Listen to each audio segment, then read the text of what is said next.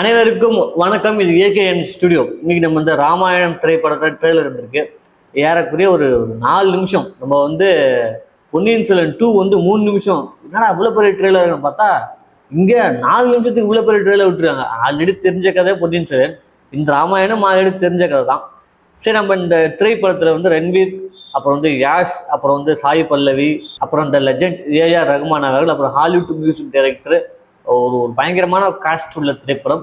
இந்த கதைக்கெல்லாம் நம்மளுக்கு தெரியும். ஏறக்குறைய அந்த ஹிஸ்டாரிக்கல் அந்த ஃபிலிமை அதை கொண்டாந்து இங்கே சேர்க்குறாங்க. வடக்கில் வந்து ராமாயணம், ராமர் வந்து மிகப்பெரிய ஒரு கடவுளாக போற்றப்படும். அதே மாதிரி தென்னகத்தில் நம்ம ஊரில் வந்து ராவணன் வந்து ஒரு மிகப்பெரிய கடவுளாக போற்றப்படுகிறார். சரி, இது வந்து ஒரு நம்மளுக்கு தெரியும் மித்தாலஜி கதை தான் இது. ராமனோட ஒய்ஃபு ராவணன் கடத்திட்டு கொண்டு போகிறாரு. ஸோ அங்கேருந்து எப்படி ஒய்ஃப் மீட்டு வராரு, இதுதான் வந்து ஒரு கடவுளோட கதையாகவும் ஒரு ஆதி காலத்து கதையும் போர்க்கதையும் படத்தை வந்து எடுத்து வச்சிருக்காங்க. நம்ம கல்கி பார்த்தோம். கல்கி வந்து ஒரு கற்பனை கலந்த கதை. அதுல வந்து எந்த மிஸ்டேக் பண்ணாலும் பிரச்சனை கிடையாது. ஆனா இது அப்படி கிடையாது. இது வந்து இதுவும் ஒரு கற்பனை கலந்த ஒரு நம்பிக்கைக்குரிய ஒரு கடவுள் கதை. இது இங்க நீங்க தப்பு பண்ணீங்கன்னா அவ்வளவுதான், பார்த்துங்க. அதே மாதிரி ஒரு மிகப்பெரிய எதிர்பார்ப்புல இந்த படம் வரப்போகுது. இப்போ நம்ம வந்து இந்த ட்ரெய்லரை பார்த்துட்டு அது உள்ள என்னென்ன காட்டியிருக்காங்க, ராமாயணத்துல அதே மாதிரி வருதா இல்லை வேற ஏதாச்சும் உள்ள காட்டிருக்காங்களா, ராவணன் திரு யாஷ் எப்படி நடிச்சிருக்காருன்னு சொல்லி பார்ப்போம். டேரெக்டாக நம்ம ட்ரெய்லரை பார்த்துட்டு அதுக்குள்ளே என்ன இருக்கு பற்றி அதை பற்றி பேசலாம். வாங்க நேராக டைரக்ட் போயிடலாம். ரெடி, 1 2 3.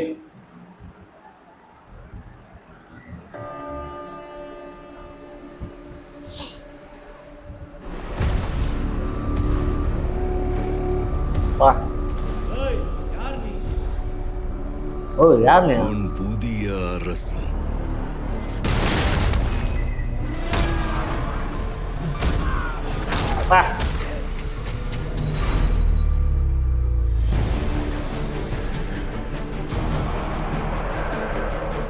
தேவலோகம், பூலோகம், ஐயோ அப்பா பயங்கரமா இருக்கு. பாதாளலோகம், ரொம்ப மக்கள். உலகத்திற்கும் இனி ஒரே வேந்தனே. சூப்பரா இருக்கு. கற்பனை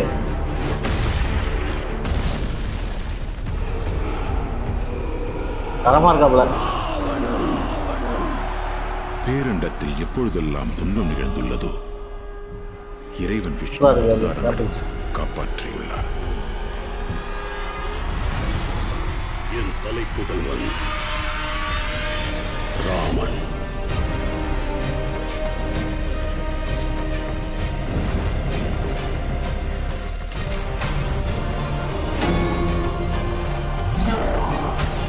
உலகின் நன்மைக்கு என் உயிரியை இழந்தாலும்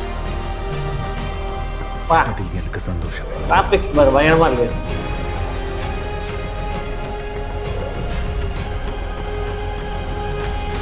தாண்டி போமா?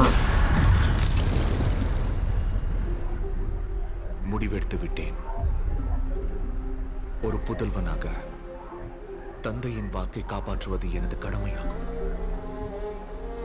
உனக்கு 14 வருடம் வனவாசம். ஜொலிக்கிறாங்களே ஸ்கிரீன்ல. அந்த வாக்கு என்னாயிற்று? திருமணத்தன்று நீங்கள் எனக்கு கொடுத்தது. இனி நம் இருவருக்கும் ஒரே விதியே. அது எதுவாக இருந்தாலும் சரி, நான் ஏற்றுக்கொள்கிறேன்.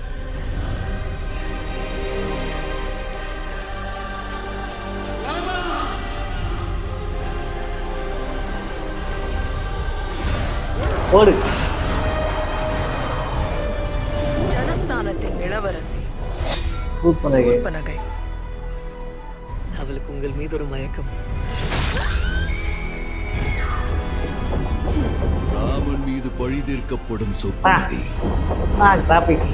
அவன் மரணம் மட்டுமல்ல, அவமானமும் அற்பமாயிருக்காது. ராவணன் மூவுலகத்தின் வேந்தன் என்றார். அந்த மூவுலகத்தின் கண் முன்னே அவனை கொன்று வதைப்பேன். என்னுடைய சீதையை மீட்டு வருவேன்.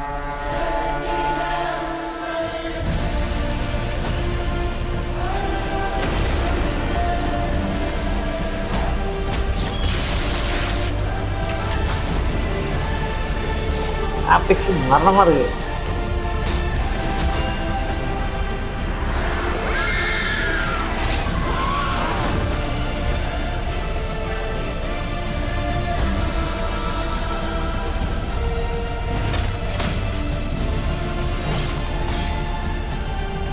போடு.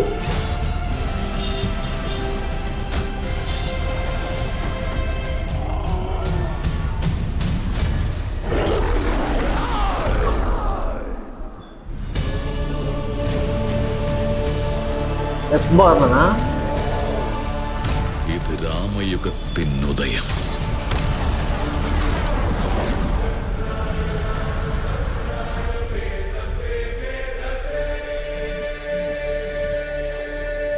எம்மாடி அம்மா பயங்கரமா இருக்கு.